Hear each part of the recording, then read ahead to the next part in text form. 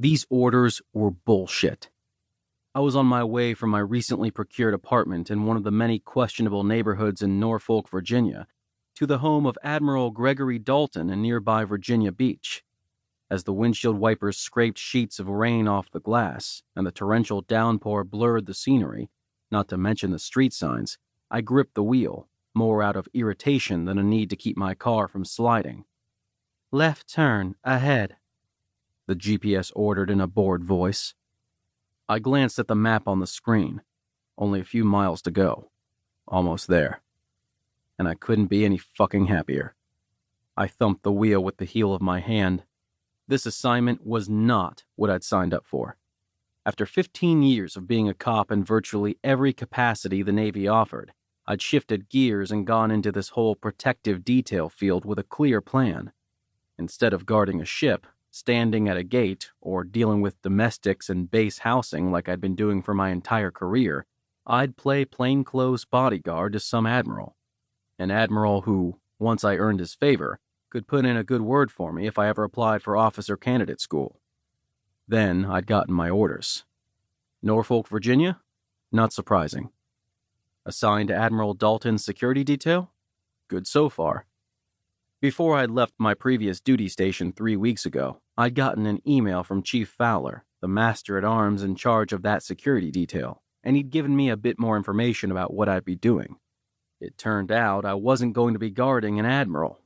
I was now part of the team of bodyguards protecting the 20-year-old son of an admiral. Fuck this shit.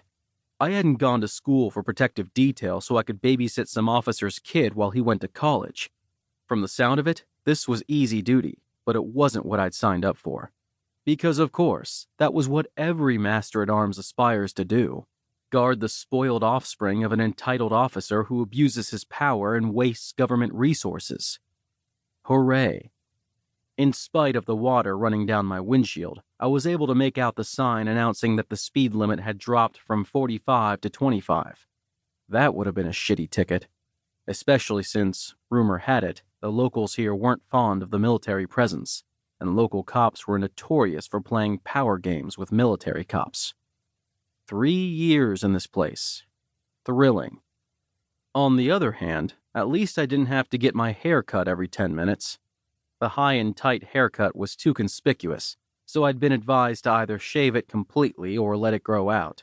And I didn't have to be perfectly clean-shaven, which meant I didn't have to have a special chit to justify why I always had 5 o'clock shadow by lunch. Well, all right then. Apparently even shit duty had its perks. "Your destination is ahead on the left," the GPS said. Of course it is. I gritted my teeth.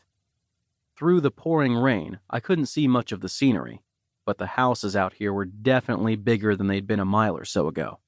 Some even had brick walls out front with lavish gates. A car passed me going the other way, and the front end was distinctly that of a Mercedes. Nice neighborhood, unlike the shithole I was living in. Not surprisingly, Admiral Dalton's house was huge.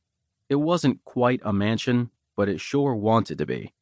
It was one of those big 3-story plantation-style houses you'd see in a movie about the Civil War, complete with the white pillars in front and the long driveway circling around a garden with a fountain at its center.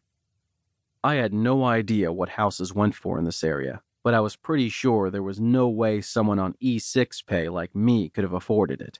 The Navy was practically laying off enlisted guys, and Admiral Dalton had the cash to buy a house like this. Nice.